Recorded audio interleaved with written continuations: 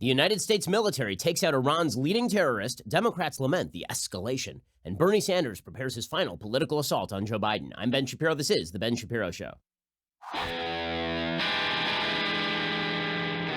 This show is sponsored by ExpressVPN. Stop putting your online data at risk. Just stop it. Get protected at expressvpn.com/Ben. Okay, well, you may have noticed that things have gotten a little bit hot and heavy in the opening moments of year 2020. This might be a good time to diversify your asset base just a little bit. I mean, we may be headed to war. I mean, things are chaotic out there. At the very least, we are headed into a tumultuous year. Now would be a very good time to take some of your money and put it in a hard asset that has never been worth zero. I, of course, am talking about precious metals. The wealthiest people have a plan for inflation and instability, especially during an election year, during times of foreign policy crisis. What is your plan to safeguard your savings? Fox Business actually just published an article on how the world's richest people are stockpiling precious metals right now, and that, according to Goldman Sachs, gold could actually surge past $1,600 an ounce within the next year. If you haven't taken the first step of actually gathering information, you need to. Go over to Birch Gold. Birch Gold will go to work, make things super simple for you. They'll have a conversation with you, and you can determine if precious metals make sense for you. There's no obligation. You have nothing to lose. Take that first step. Birch Gold Group has thousands of satisfied customers, countless 5-star reviews,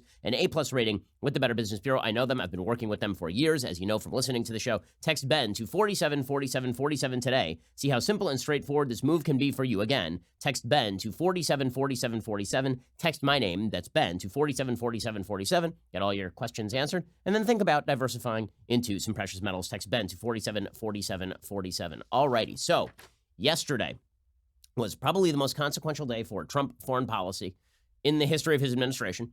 It's not close, actually. I won't say probably. It is clearly the most consequential day for Trump's foreign policy in the history of his administration. President Trump made the decision to go ahead with an attack at the Baghdad airport on General Qasem Soleimani, who is the leading terrorist probably on planet Earth, certainly inside Iran. He also happened to be the leader of the Iranian military. He was the head of Iran's elite Quds Force, which was sort of the terrorist wing of the Iranian Revolutionary Guard. He was widely considered the number 2 in Iran after Ayatollah Ali Khamenei. He was responsible for the deaths of hundreds of Americans in Iraq. He was really leading the Iranian terror against American troops during the Iraq War. He was responsible for, by State Department estimates, 17% of all Americans killed in Iraq. He was responsible for the arming of Hezbollah in Lebanon with tens of thousands of rockets, which is a situation that will cascade into war sometime in the next 3 to 4 years. That is all his work. He is responsible for the war in Yemen. He has armed the Houthis in Yemen and led to their rebellion against a Saudi-sponsored regime in Yemen. He's responsible for the building of Islamic Jihad in the Gaza Strip, which is the terror group that is responsible for firing rockets. He's responsible probably for the Bashar al-Assad regime still running Syria. It was Iranian coordination with the Bashar al-Assad regime that allowed the Assad regime to stand. He's responsible for the attacks on the American embassy that happened over the last week. He's been responsible for terror attacks abroad, like a bevy of them. This was one of the worst people on planet Earth. He was a vicious terrorist who was extremely effective at what he did. Commentators have been describing him as something in Iran. The situation at the top of the Iranian government is somewhat top heavy, meaning that there are a few very key players who hold a wide portfolio. Soleimani was maybe the most indispensable man in Iran. People have been comparing his death to, like, let's say that there were a coordinated strike against the United States in which the defense secretary, head of the CIA, and head of the FBI were killed simultaneously, and maybe the VP, because Soleimani was widely considered a possible heir apparent to Ali Khamenei should Khamenei have died or something.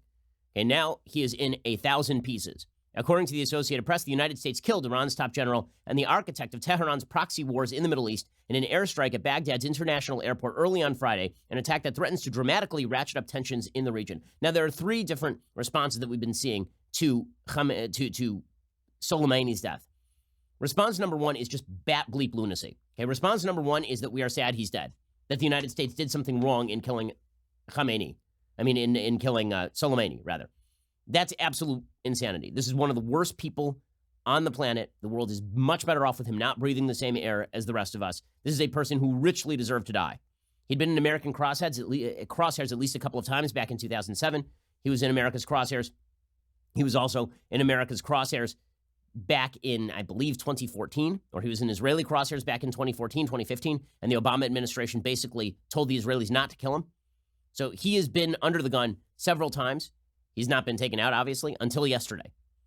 At that point, he was taken out. Did he deserve to die? You bet your ass he deserved to die. Just for the killing of American soldiers, he deserved to die. For the spread of Iran's terrorism around the world. So response number one, which you're seeing from people like Rose McGowan, the actress, is just insanity. The idea that the United States did something morally wrong in taking out one of the leading terrorists on planet Earth, probably the leading terrorist on planet Earth. Rose McGowan, who is a crazy person, tweeted out, "Dear Iran, the USA has disrespected your country, your flag, your people. 52% of us humbly apologize. We want peace with your nation. We are being held hostage by a terrorist regime. We do not know how to escape. Please do not kill us. Hashtag Soleimani."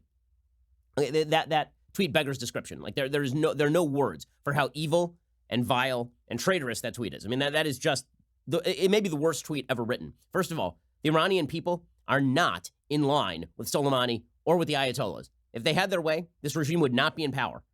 Second of all, the idea that we are being held enthralled to a terrorist regime and you're apologizing for the death of a terrorist. I mean, we don't have to take Rose McGowan that seriously, but there is that sort of roiling undercurrent in the commentariat today that somehow Trump did something wrong in killing Soleimani. So that's narrative number one.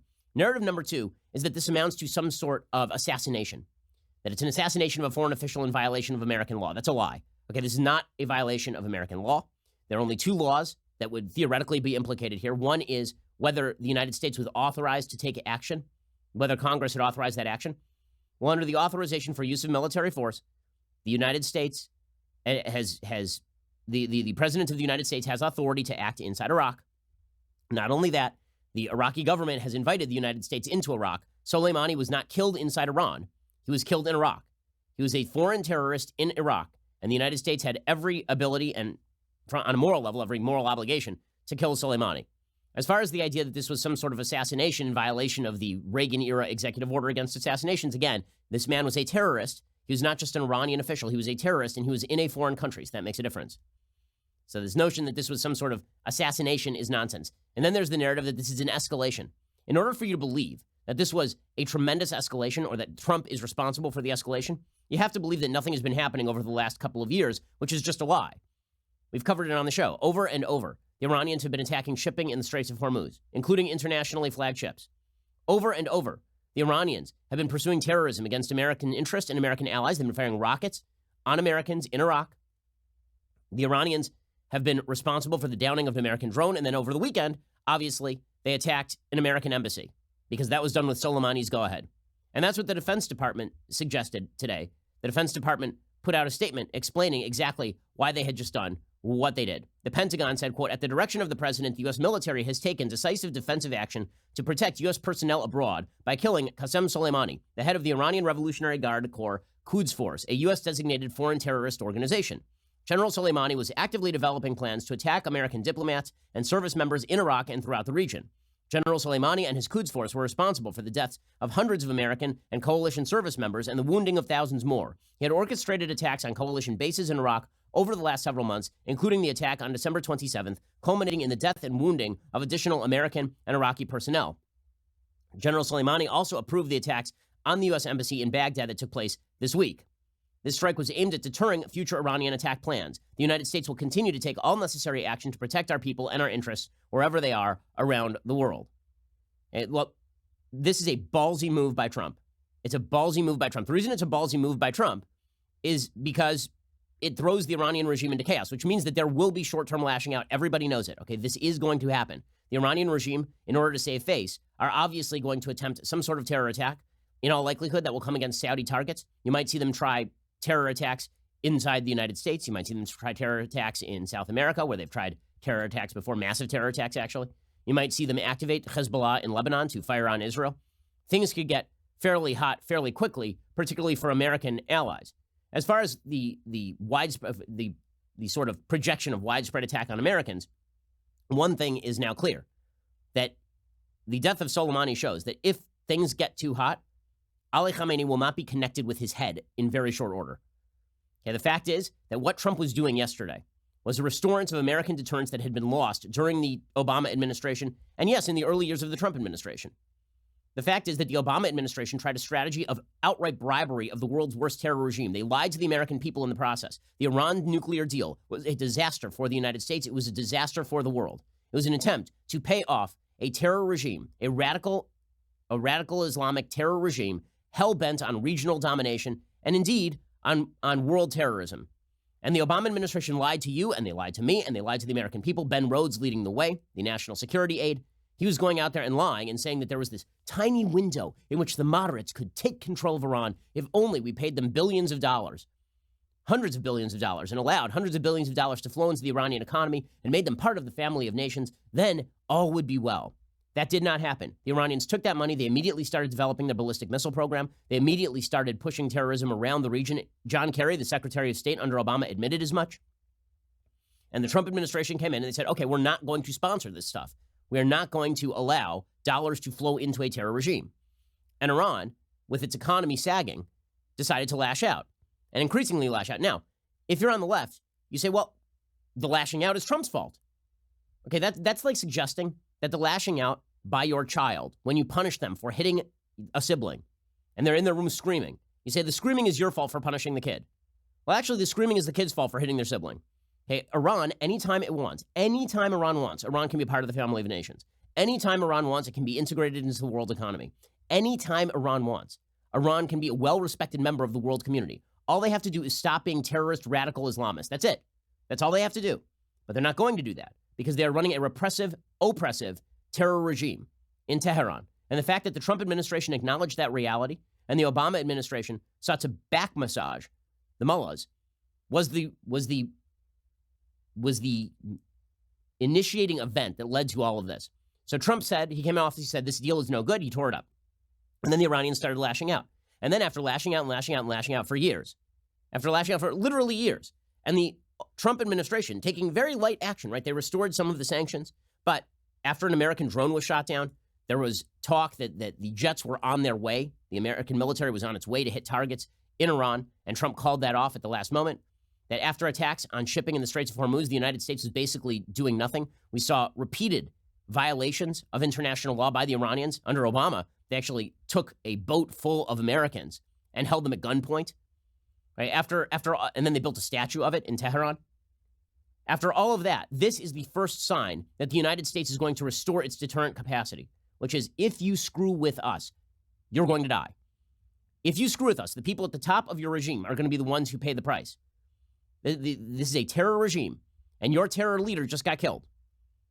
Not just your terror leader, your heir apparent, the head of your military strategy, the head of your terror strategy. That guy's dead.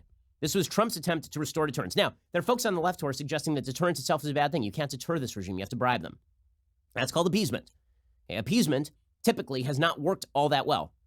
You're going to have to name the regime that was appeased into relative safety. It has yet to happen in world history that an evil regime acts evilly, gets paid for it, and then acts less evilly. That is not something that happens in the real world. So you're seeing the Democrats today saying, well, Trump just ratcheted this thing up. No, Iran ratcheted it up. Trump responded to the ratcheting by suggesting that if they ratchet this thing too far, some of them are going to die. Trying to reestablish deterrence is necessary. Now, that has to be not a one-off. That has to be a consistent strategy. Now, there were those of us who were enraged that Barack Obama drew a red line in Syria over chemical weapons use and then promptly proceeded to blow right through the red line and hand over power to the country to the Russians, which ended in disaster. And it's amusing today to watch all of the Obama officials trotting out there proclaiming their expertise after completely wrecking the Middle East. I mean, really making it much worse than it was when Barack Obama entered office. When Barack Obama entered office, the Middle East was a much more stable place than it is right now. And Barack Obama exited. Iran was a regional rising power. Many of the American allies were in trouble. Okay, Donald Trump entered, and he has attempted to mitigate the effects of the horrible Obama presidency. And what we are watching is the attempt to restore deterrence. In order for that to happen, the Trump administration has to do more than a one-off. That means that if Iran strikes again, then the United States is going to have to take action against Iran in different ways. Now, none of this has to lead to full-scale war. Everyone keeps suggesting that this is going to lead to a full-on, all-out war between the Iranian Revolutionary Guard and the U.S. military. It is not. The reason that it is not is because the Ayatollahs know better than anybody that if this thing goes to war, within 3 weeks they will all be dead. That doesn't mean that this would be an easy war. It would not. There would be American losses. No one wants a war. No one. Let me repeat. No one wants a war. You think Trump wants a war?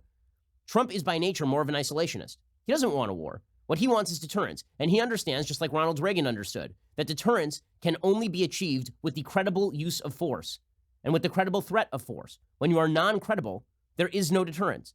And thus, the Iranians have no interest in pulling back on their terrorist objectives. Reestablishing deterrence is the goal here.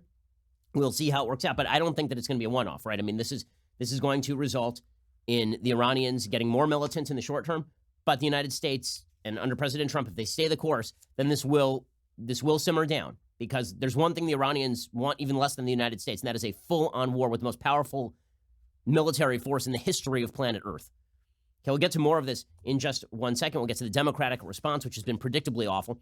We'll get to all of that in just a moment. Listen, being nervous about what comes next, perfectly understandable. Suggesting that this is quote-unquote Trump's fault and that what comes next is quote-unquote on Trump, or that the escalation is on Trump, or that this is this is an assassination, that something morally wrong was done, that's just a bunch of horse crap.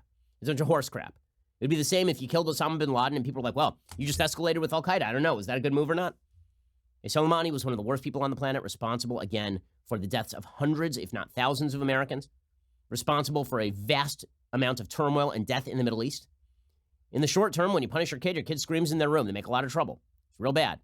But if you want to reestablish deterrence, you must establish a credible threat of force. And that's what Trump did yesterday. Okay, we'll get to more of this. I'll give you more details in just 1 second. First, predicting the future is impossible, as you can see. I mean, it's a brand new year, and we're already talking about things heating up in the Middle East. This is why you need to get life insurance right. You just don't know what's going to come down the pike. This is where Policy Genius can help. Policy Genius makes finding the right life insurance a breeze. In minutes, you can compare quotes from the top insurers and find your best price. You could save $1,500 or more a year by using Policy Genius to compare life insurance policies. Once you apply, the Policy Genius team will handle all the paperwork as well as the red tape. And Policy Genius doesn't just make life insurance easy. They can also help you find the right home and auto insurance or disability insurance. So, if your science fiction dreams for 2020 still haven't become science fact, don't get discouraged. Get life insurance. It takes just a few minutes to find your best price and apply at policygenius.com. Life is unpredictable. So is death, unfortunately. And this is why you need life insurance. Also, get all of your other insurance taken care of while you're over there at Policy Genius. Just get this thing cleared off the decks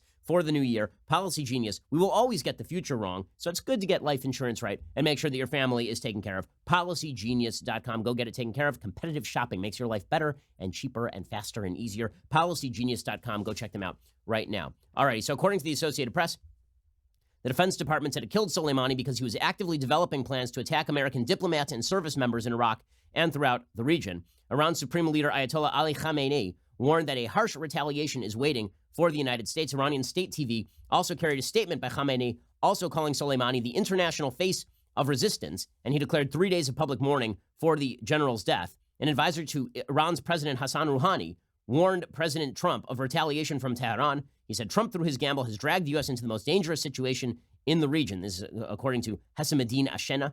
Whoever put his foot beyond the red line should be ready to face its consequences. Iranian state television called Trump's order to kill Soleimani the biggest miscalculation by the United States in the years since World War II. The people of the region will no longer allow Americans to stay. Well, let's be real about this. The people of the region are not fond of Iran. The people of the region do not like Iran. Iran has turned Lebanon, which was once a blooming place in the Middle East, into an absolute hellhole, a horrorscape. They've helped turn Syria into a horrorscape. They've turned Iraq into more of a horrorscape. Here's video from Iraq of people in the streets cheering the death of Soleimani. So let's not pretend that this is just like the Americans and the Saudis and the Israelis and the Jordanians who are happy today. The Iraqis are happy today too. This is people cheering in the streets, marching and cheering in the streets at the news that Soleimani is dead. You can hear it. I mean, this is a good thing. It's a very good thing. The airport strike also killed Abu Mahdi al-Muhandis, deputy commander of Iran-backed militias in Iraq known as the Popular Mobilization Forces. That was the group that was directly responsible for the attacks on the U.S. Embassy over the past week. 5 others were also killed. President Trump had only one quick response that he sent out on Twitter immediately following the attack, and it is just a graphic of an American flag, which of course drove the left to distraction for some odd reason. Why that is controversial, that it is a good thing that the United States is responsible for taking down the leading terrorist on the planet, I don't know why that should be controversial. That seems like a good thing to me. The Democrat responses to all of this are just beyond loony. They are really, really amazing. Republicans have responded appropriately. A bunch of senators responded. You saw, for example, Senator Ben Sasse respond, and suggest that this is a strong move by the Trump administration. He said, this is very simple. General Soleimani is dead because he was an evil bastard who murdered Americans. The president made the brave and right call, and Americans should be proud of our service members who got the job done. By the way, American military, do not F with the American military, man. Tehran is on edge. The mullahs have already slaughtered at least 1,000 innocent Iranians. By the way, the media don't cover that. They never cover the protests that have been rolling across Iran for now about a year. And before they lash out further, they should know that the U.S. military can bring any and all of these IRGC butchers to their knees. Ben Sass hitting the nail on the head right there. Meanwhile, the Democratic leaders are responding in the worst possible way. Of course, Nancy Pelosi tweeted out, American leaders' highest priority is to protect American lives and interests, but we cannot put the lives of American service members, diplomats, and others further at risk by engaging in provocative and disproportionate actions. So it's disproportionate to kill the leader of a terror group. Disproportionate to kill terrorists? So what exactly is the proper proportion? He's responsible for the deaths of hundreds of Americans and terror attacks all over the globe and conflict in Syria, Lebanon, Iraq, and Yemen, as well as the Gaza Strip. And this is disproportionate in some way? This is who is planning further terror attacks. This is disproportionate? The Democratic response is, I mean, you think that there are contrasts between the Democrats and the Republicans on foreign policy? When President Trump acts strongly, the contrasts are absolutely magnified. I mean, incredibly so. Ilhan Omar, of course, tweeted out the most asinine response. She has never met a terror regime she's not willing to defend. She tweeted out, what if Trump wants a war, knowing this leads to war and needs the distraction? Yes, I'm sure this is a wag the dog scenario where Trump is desperate for a war with Iran because nothing spells re-election quite like a war with a major regional power. Now, I mean, as we know, nothing spells re-election quite like that. She says, real question is, will those with congressional authority step in and stop him? I know I will. Stop him from doing what exactly? Killing a terrorist on Iraqi soil where the United States has permission to be? Ilhan Omar, again, this is the same lady who says we should not have sanctions on Iran. We shouldn't have sanctions on Iran and Venezuela, according to Ilhan Omar. We should have sanctions on Israel, according to Ilhan Omar. So I'm going to go with no on her hot takes on foreign policy. Meanwhile, you have members of the Obama administration who are emerging to defend their own crap foreign policy, which is what led to the rise of Iran regionally in the first place. And here is Obama's ambassador for the Iran deal, Wendy Sherman, explaining that this could have horrific consequences. Speaking of horrific consequences, how about, like the handing of $150 billion in cash on pallets to the Iranian regime so they can explore ballistic missile testing and spread terror throughout the region? Was that a one-off that may have had some bad consequences? Here's Wendy Sherman being a complete fool. Qasem Soleimani had deputies. They know how to do what he did, even though he was this unbelievably unique counter-military strategist. But we are at a very, very escalatory moment here, which can lead us into a wider war. I hope we do not go there.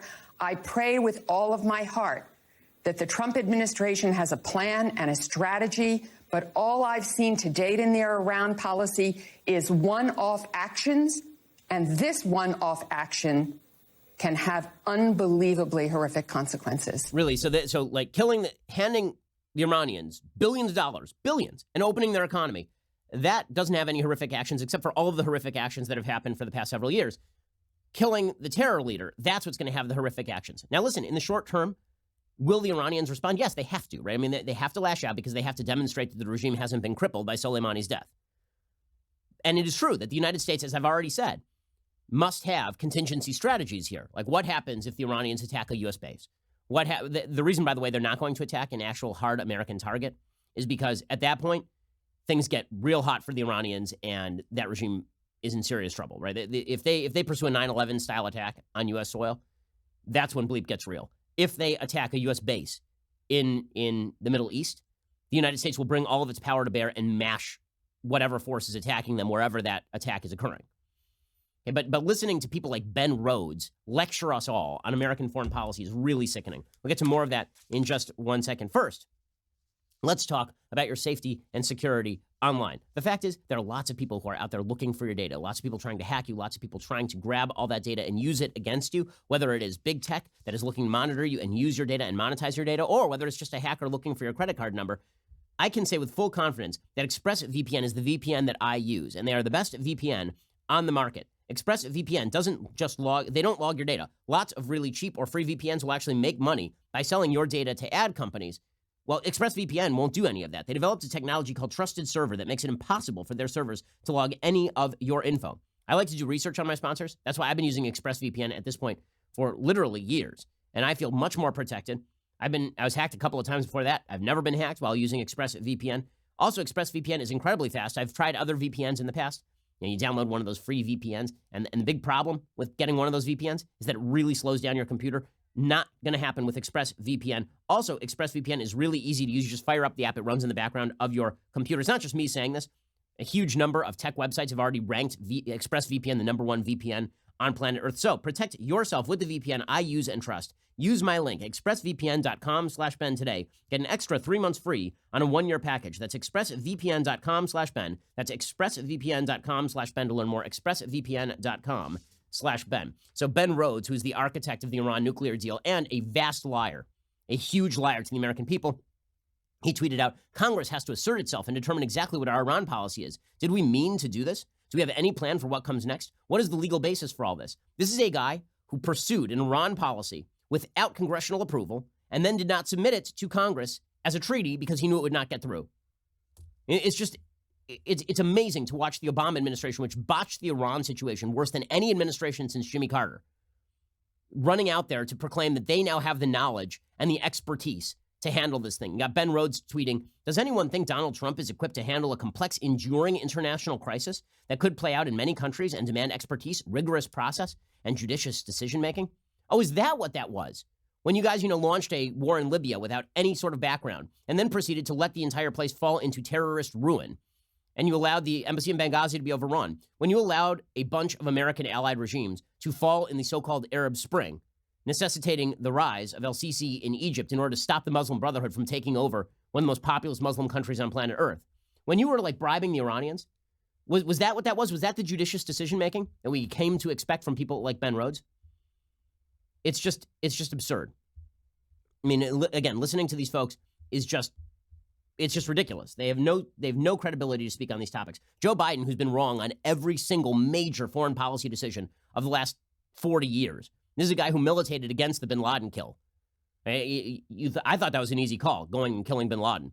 Apparently not Joe Biden. Joe Biden put out a statement. He said, President Trump just tossed a stick of dynamite into a tinderbox, and he owes the American people an explanation of the strategy and plan to keep safe our troops and embassy personnel, our people and our interests. Remember, this guy, Trump owes an explanation on how to keep embassy personnel safe.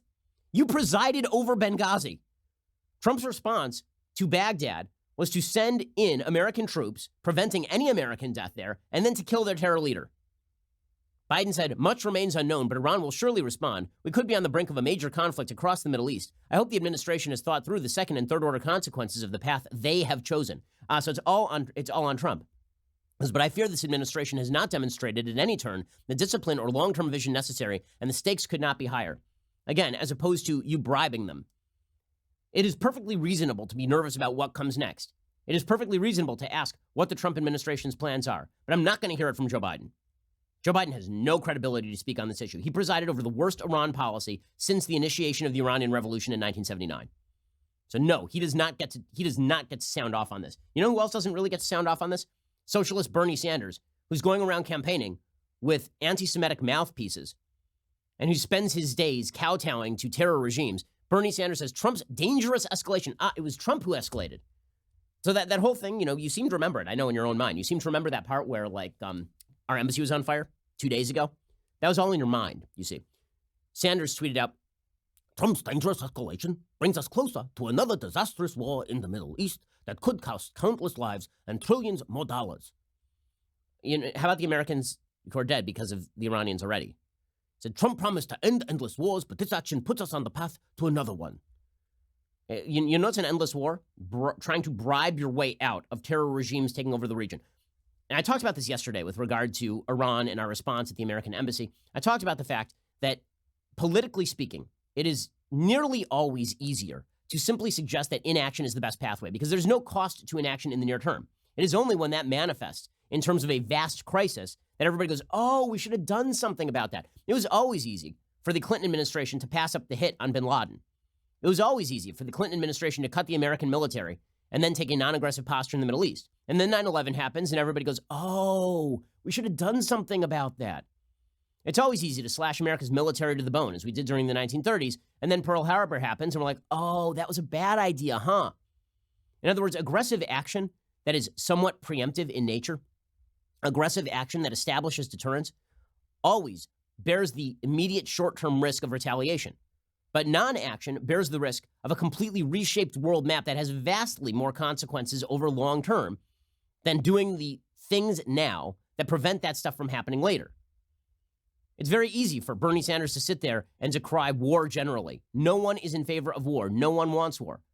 But the Iranians are making war more likely because the stronger they get, the more aggressive they get. That is the simple fact. This is the simple fact. It wasn't just Bernie Sanders and Joe Biden, of course. You had a bunch of Democratic Congress people speaking out in idiotic fashion. Tom Udall of Colorado, he put out a statement. He said, President Trump is bringing our nation to the brink of an illegal war with Iran with no congressional approval. It is not illegal to kill a terror leader. It is not illegal. If we go to full-scale war with Iran, yes, that will need congressional approval, and it should. This is Senator Udall. Passing our bipartisan amendment to prevent unconstitutional war with Iran is urgent. Congress needs to step in immediately. To do what? Stop him from killing a terrorist? I don't remember Congress stepping in to prevent a nuclear deal that basically gave Iran a clear pathway to a nuclear weapon in 10 years. And then, of course, you have Chris Murphy, dolt from Connecticut, whose Twitter account is just a repository of stupidity. He said the justification for the assassination is to deter future Iranian attacks. Okay, first of all, it's not an assassination. An assassination implies that this person is not a terrorist and was a governmental official. He was not. He was a terrorist. He says one reason we don't generally assassinate foreign political officials is the belief that such action will get more, not less Americans killed. First of all, it's fewer. Second of all, you are terrible at this. That should be our real, pressing, and grave worry tonight. So, in other words, anytime you kill a terrorist, you have to worry that it'll get more Americans killed. I seem to remember everybody celebrating bin Laden dying. I seem to remember that. Was that just my imagination? Then you had Ed Markey of Massachusetts, senator from Massachusetts, and he tweeted out, Trump's apparent assassination of Soleimani is a massive, deliberate, and dangerous escalation of conflict with Iran. Again, it's not an escalation. It is a recognition that the conflict is already upon us. They tried to burn down the American embassy 2 days ago. The president just put the lives of every person. Go back to the other tweet. The president just put the lives of every person in the region, U.S. service members and civilians, at immediate risk. The president did? It's as though the world started spinning whenever Trump does something. It's incredible. Trump has deranged these people. It's as though action on planet Earth only begins when Trump says something about it. Trump is not God, and everybody treating him as though he is a unique figure in history and that the world began spinning every time he farts, it's ridiculous. Ed Markey, who's an idiot, he says, we need de-escalation now. Oh, you mean paying them off? Congress is the only entity that can authorize military force. We cannot and must not get drawn into war with Iran. Again, you think Trump wants war with Iran? Deterrence is designed to avoid war. It's why it's called deterrence. What do you think you are deterring? You're deterring Iran from pursuing more aggressive action across the region. If you believe that deterrence doesn't exist, if you believe that deterrence is always a bad idea, then sure, bribery seems like a great strategy. But guess what? Bribing evil nations historically has not worked out well. It has not, because they just get more powerful and they get more aggressive over time. So yes, by all means, we should worry about what comes next. Yes, by all means, we should hope that the Trump administration has a strategy for dealing with the immediate. Yes, by all means, we should harden our targets in the Middle East. Yes, we should be on high alert. Yes, we should be aware that the Iranians are going to lash out. And yes, we should have contingency plans prepared for them lashing out. We should have a list of targets that we are going to hit. If they do X, Y, and Z, we have to keep reinforcing to the Iranians that if they continue to pursue this path, there will be consequences to that path. That is the only way to prevent war. That's the only way to prevent war. If you want a big, bold war, all you're going to need is for Iran to step across that border with Saudi Arabia 5 years from now with nuclear weapons. And then things get real hot. You want to talk about World War III? Imagine that the Trump administration left the Iranian nuclear deal in place, had allowed billions upon billions of dollars to flow into Iran, the Ayatollahs to strengthen themselves, develop ballistic missiles, create nuclear weapons, and then proceed to launch actual overt wars with Saudi Arabia, Israel, Jordan, surrounding nations. Imagine that, because that's not far off in the imagination, but now they're armed with nuclear weapons and there's nothing you can do about it. That was the Obama administration's plan, and they basically admitted as much.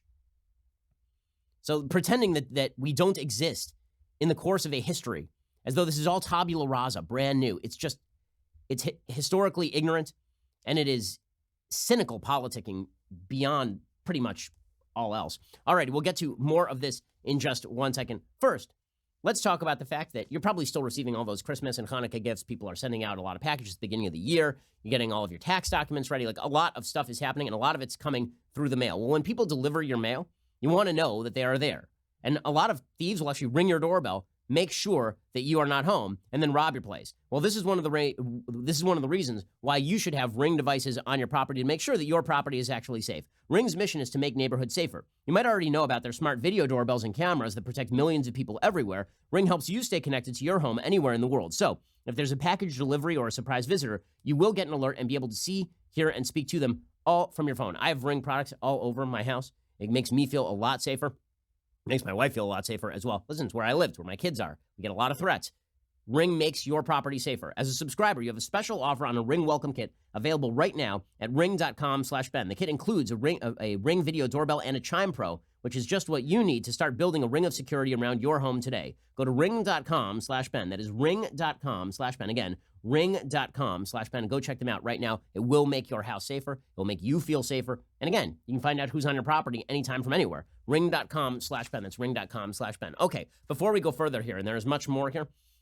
First, it is a glorious time of week. We're at the end of the first work week of the new year.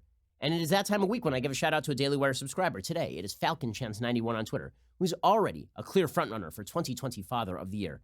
In this picture, his two adorable kids, one infant and a toddler, are snuggling in a chair, making Dad proud. The caption reads, "I know liberals and leftists aren't the same, but I had to post this picture of my daughter wearing her I Cry Almost as Much as Liberals onesie, and her brother holding our prized Leftist Tears tumbler. Thank you, Daily Wire, for providing such great content. Hashtag Leftist Tears tumbler." That is solid stuff. It is our pleasure to make this content. We can only do that because of subscribers like you, so thank you. And thanks for the pick. You are definitely going to have your hands full this year. By the way, 2020, you know, it's going to be a crazy news-filled year. I mean, have you watched like the first 2 days? And we know that you need to know everything that's going on. The best way to stay informed on all things 2020 related is to become a Daily Wire member and get comprehensive news and opinion from us on demand. So we are giving you 20% off all memberships until January 6th. Yep, that is 20% off all memberships when you use promo code DW2020. Members get our articles ad-free, access to all of our live broadcasts and show library, the full 3 hours of The Ben Shapiro Show, select bonus content, access to the mailbag, and more. Plus, our new all-access tier gets you into live online Q&A discussions with me, Andrew Klavan, Matt Walsh, Michael Moles, plus our site's writers and special guests with all of the crazy, complicated election updates. Let us answer your questions. Again, that is promo code DW2020, and you get 20% off until Monday. So do it like right now. Join today. Stay informed on all things 2020 related. Thank you. Please reach out with any questions. Go check it out right now. dailywire.com. Again, that is dailywire.com. And use that code DW2020 for the subscription. Okay. You are listening to the largest, fastest growing conservative podcast and radio show in the nation.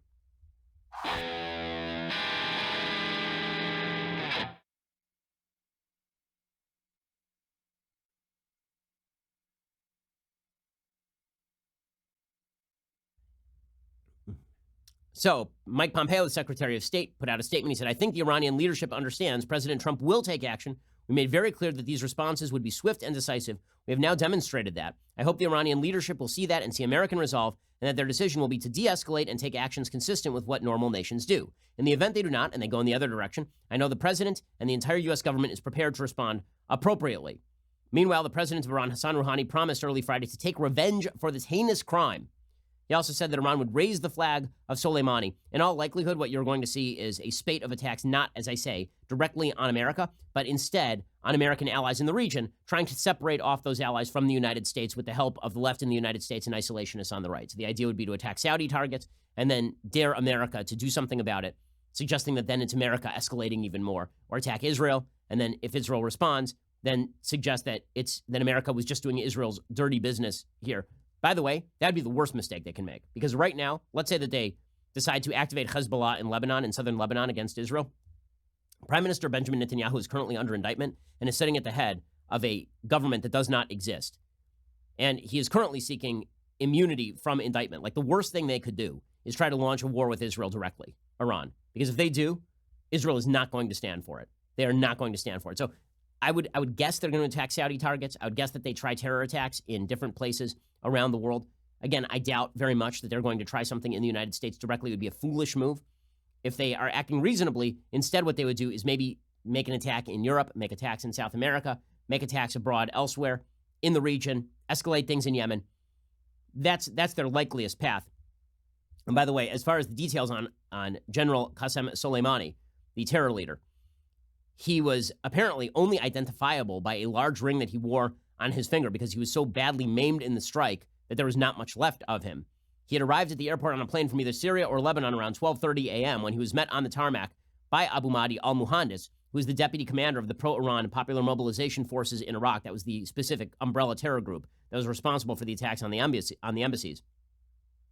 Muhandis pulled up to the aircraft steps in two cars before Soleimani and Mohammed Rida Jabri, public relations chief for the PMF, climbed inside and then were promptly driven away. Moments later, as the cars passed through a cargo area headed for an access road leading out of the airport, this according to the Daily Mail, the convoy was struck by 4 missiles fired by an MQ-4 Reaper drone. Both vehicles were instantly reduced to smoldering wrecks, killing Soleimani, Mohandis Jabri, and 2 others who have yet to be identified. And he was only identified by this giant ring that he was wearing.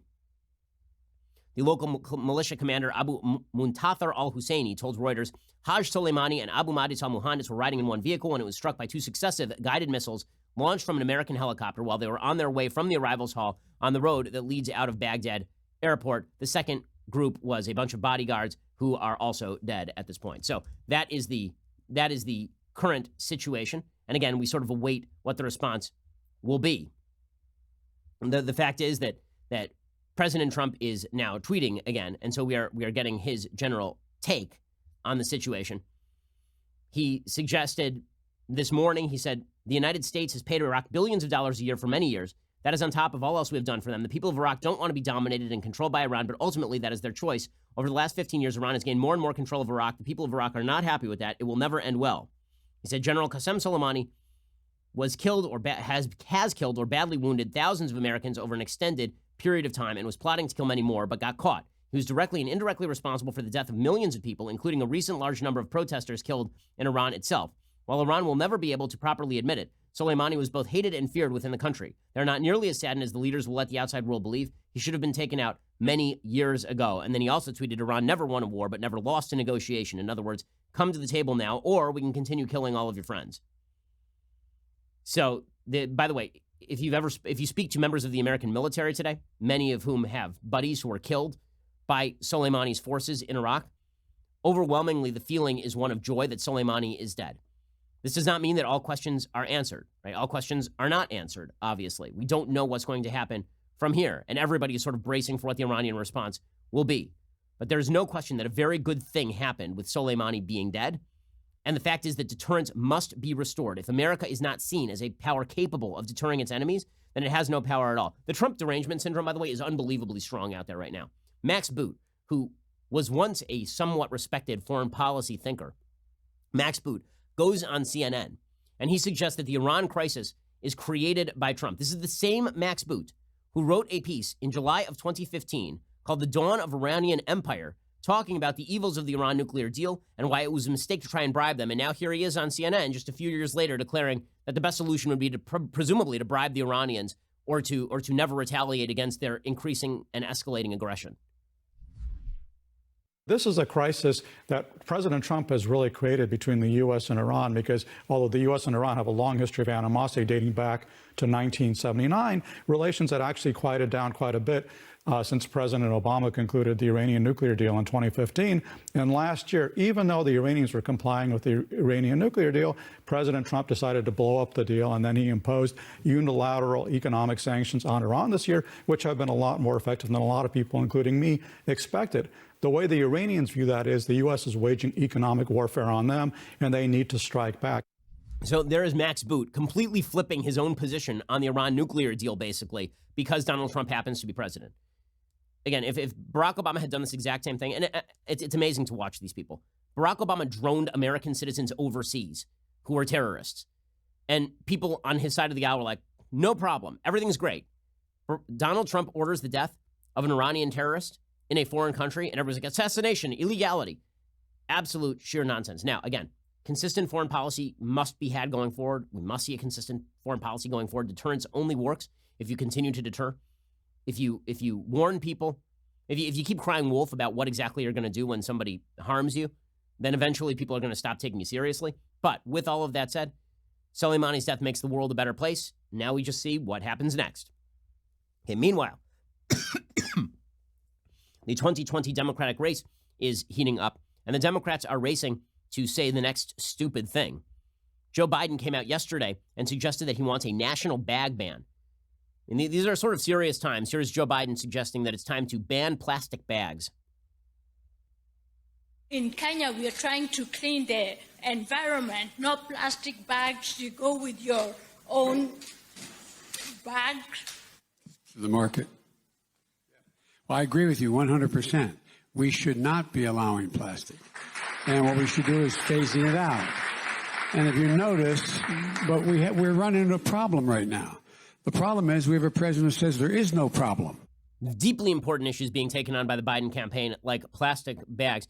By the way, if you want to understand why the left, why the Europeans are constantly attempting to pretend that George W. Bush was the aggressor in the Middle East, or Israel is the aggressor in the Middle East, or Saudi Arabia, or Jordan, depending on the situation, Egypt. These are all the aggressors in the Middle East. The bottom line is that anybody who is perceived as either American, European, or an American or European ally in the Middle East is perceived as the bad actor. And the reason is because the West is constantly seen as the source of all malignity and evil in the world. Joe Biden is the least like this in the Democratic Party, and even he does some of this. Yesterday, there was a big controversy because Biden said something that was taken out of context. There was a clip of Biden appearing to suggest that America was built on European culture, and this was apparently extremely controversial, and people were going crazy over it, except that's not what he was saying. What he was saying was actually extraordinarily stupid and horrible. What he was saying is that European culture is uniquely anti-woman. Here is Joe Biden explaining that European culture is uniquely anti-woman.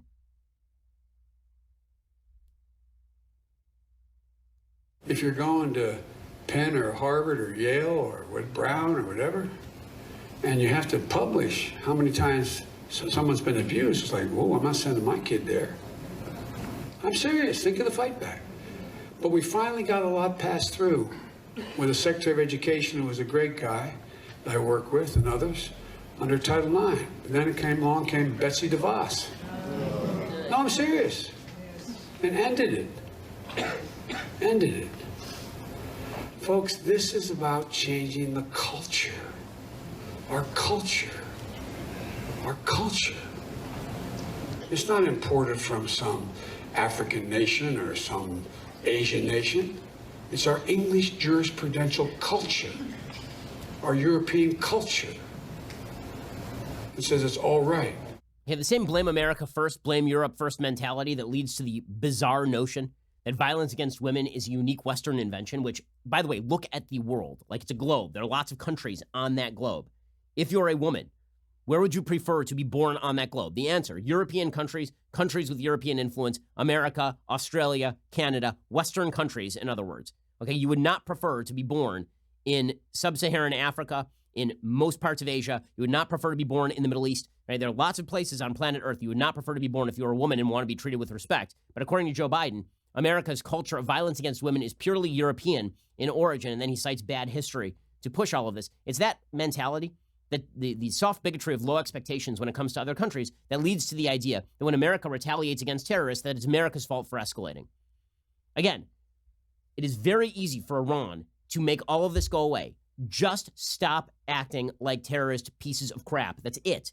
Okay, that's all you have to do. All the Iranian government has to do to be welcomed in is to stop this. This has been true forever. There was no point at which this was not true. And yet they are not. And yet it is people in the West suggesting that it is Trump's fault or it was Bush's fault. Apparently the only possible solution to the intransigence of evil countries and evil aggressors is to bribe them. Because in the end, we are the true evil, aren't we? In the end, it's America, it's Europe. Those are the places that are the cause of all evil in the world. That sort of self-loathing leads to some pretty awful consequences. Again, when it comes to Iran, things are going to get hot before they get cold. But if you want things to cool down, if you would like a cold war with Iran rather than a hot war with Iran, you're going to need to stop arming the enemy and then suggesting that their regional aggression has no consequences whatsoever while handing them pallets of cash. This whole blowback for Trump for doing what is obviously a moral and right thing without seeing what comes next, without even waiting to see what comes next, is pretty astonishing. Okay, time for some things I like, and then we'll do some things that I hate. So, things that I like. Over the break, I had the opportunity to watch some of the movies that have finally come out streaming, and finally they brought out Joker. Now, I had to watch Joker streaming as opposed to in the theaters, specifically because I could not take my wife to see this movie. There are certain movies that I just, like Once Upon a Time in Hollywood, also couldn't take my wife to see that one. Joker, couldn't take my wife to see it. I was very eager to see it. I have some critiques, I have some thoughts. Here's a little bit of the preview, and then I will explain what's good about the movie and what's not so great about the movie. It's so awful, isn't it?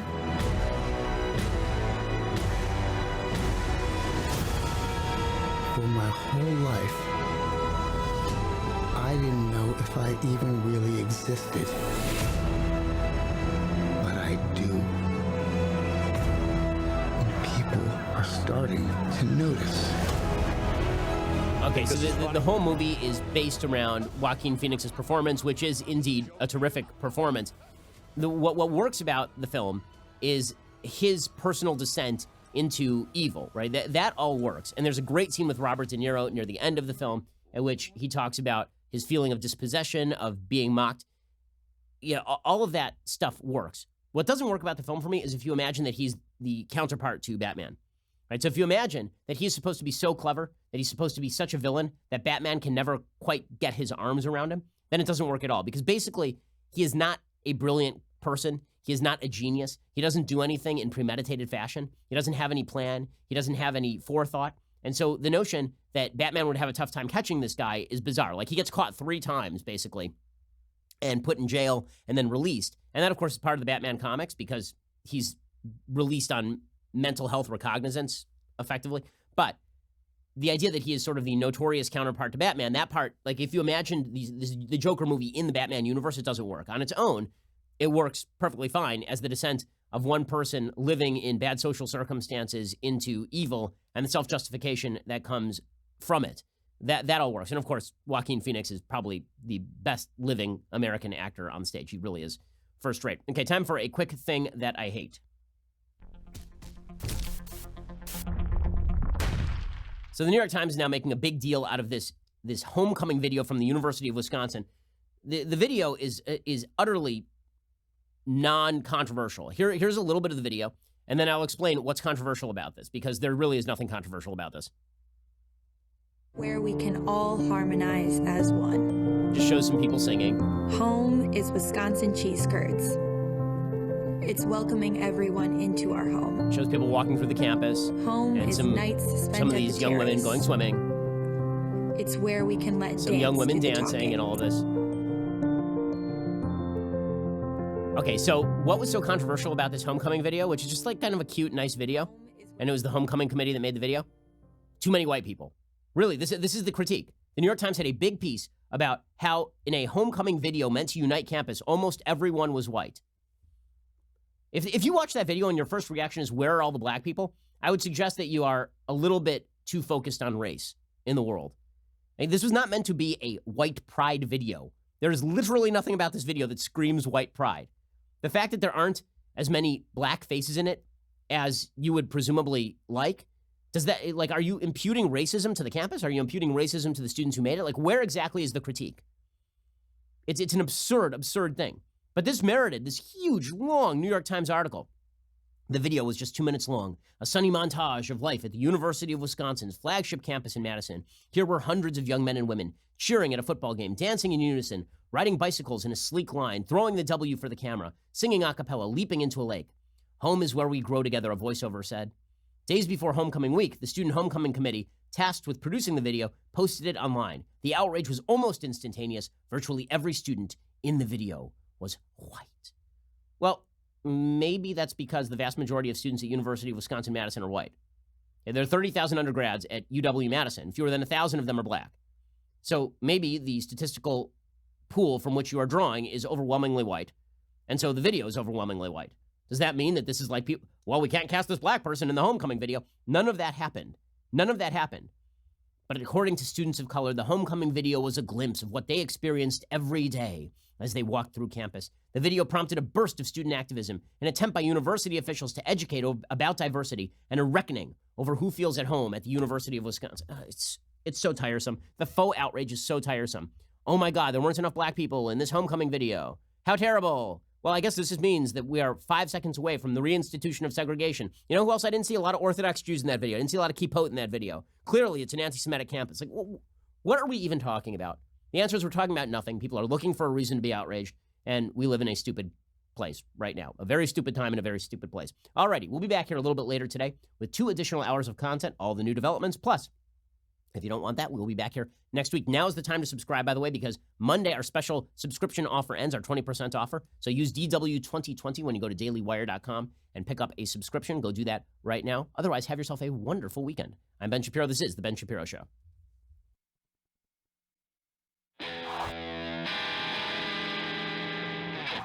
The Ben Shapiro Show is produced by Rebecca Dobkowitz, directed by Mike Joyner, executive producer Jeremy Boring, senior producer Jonathan Hay, supervising producers Mathis Glover and Robert Sterling, technical producer Austin Stevens, associate producer Colton Haas, assistant director Pavel Wydowski, edited by Adam Sayevitz. Audio is mixed by Mike Coromina.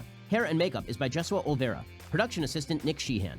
The Ben Shapiro Show is a Daily Wire production. Copyright Daily Wire 2019.